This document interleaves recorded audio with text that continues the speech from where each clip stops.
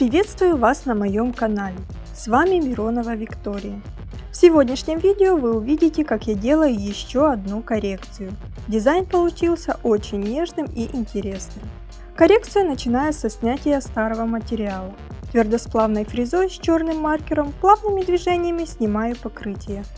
В этот раз твердый материал проносился не очень хорошо. В некоторых местах появились воздушные карманы. Их обязательно нужно зачистить. В ином случае новый материал со временем тоже даст отслойки. Когда работа с фрезой закончена, беру пилку 240 грит и дорабатываю те места, куда не смогла добраться моя фреза. Также пилкой немножко сужаю форму и проверяю, чтобы на ногтевой пластине не осталось глянца. Пушером отодвигаю кутикулу и тем самым раскрываю проксимальную складку для дальнейшей работы с фрезой. Алмазной насадкой с красной маркировкой сначала на форварде, а потом на реверсе очищаю зону кутикулы и боковых валиков от птеригия.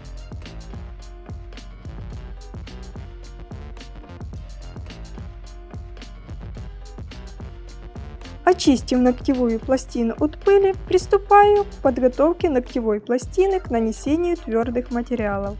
Наношу дегидратор и бескислотный праймер сразу на все 10 пальцев.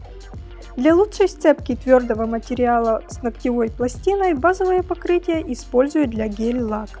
В данном случае это универсальная база от Nail Apex. Дав немножко подсохнуть базовому покрытию, приступаю к построению удлиненного ногтевого ложа. Для этого буду использовать полигель от Атика. Кистью, смоченной в спирте, аккуратно распределяю материал. Слежу за тем, чтобы твердый материал не ложился на чистую ногтевую пластину, а лежал строго на базовом покрытии. Иначе в результате могут появиться воздушные карманы.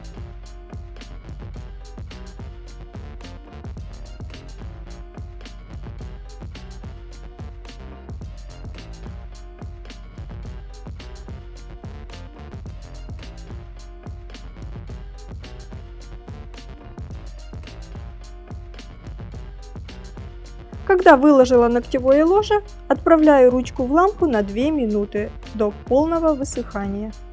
Когда время полимеризации окончено, вытираю липкий слой и приступаю к опилу ногтевого ложа. Для этого использую пилку 150 грит. Лучше всего брать новую, чтобы было легче придать четкости линии улыбки.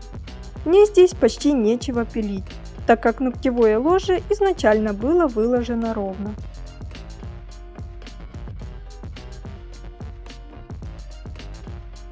Моей клиентке захотелось какой-то нежный декоративный френч. Наш выбор остановился на белых и розовых оттенках. Чтобы сделать розовый, я до белого гель-желе добавляю каплю розового гель-лака. В результате получился очень нежный оттенок. Но, честно говоря, если бы я делала такой замес снова, я бы цвет сделала насыщенней, потому что в конечном результате розовый немножко потерялся. Приступаю к декорированию френча. Изначально выкладываю в некоторых местах белый гель-желе, а потом беру тоненькую кисть и добавляю маленькие вкрапления моего розового замеса. Чтобы сделать плавный переход между розовым и белым, я буду использовать пакетик. Такой способ вы уже видели в одном из моих видео на моем канале.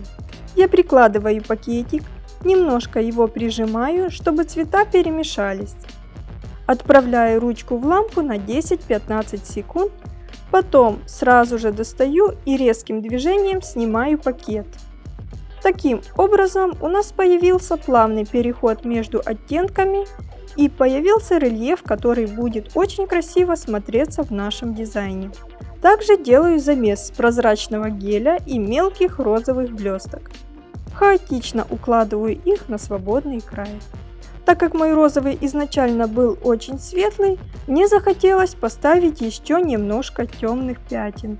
Для этого я беру гель-лак и дорисовываю пару маленьких пятен. Подсушиваю все это в лампе пару секунд, а потом весь дизайн перетягиваю прозрачным гелем.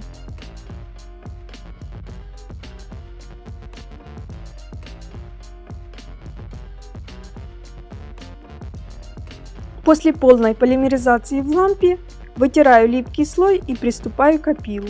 Опил начинаю с твердосплавной фрезы с черной маркировкой.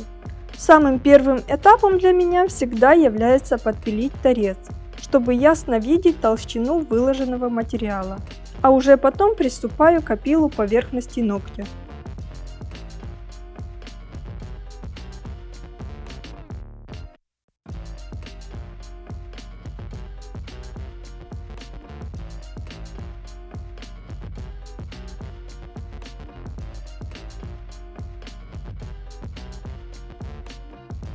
Перевернув ручку, из-под смоделированного ногтя выпиливаю натуральный ноготь и лишний материал. Фрезой елка сглаживаю переход от искусственного материала к натуральному ногтю в зоне боковых валиков и кутикулы.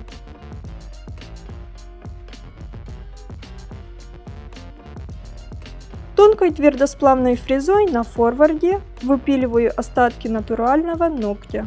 Я всегда вычищаю натуральный ноготь, чтобы при срастании он не отслаивался от смоделированного ногтя и туда не забивалась грязь. Пилкой 180 крит опиливаю поверхность ногтя. Сглаживаю все неровности после опила фрезой. Придаю форму торцу и подпиливаю нижние параллели.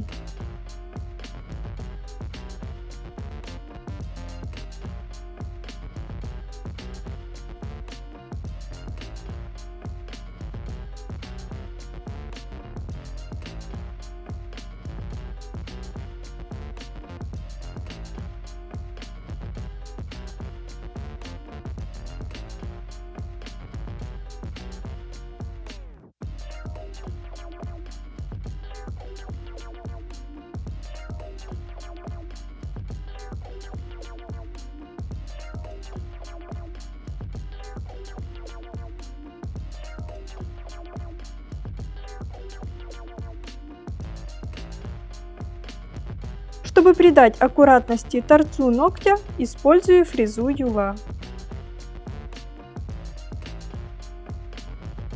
На завершение перекрываю ноготь топом, без липкости от Nail Apex.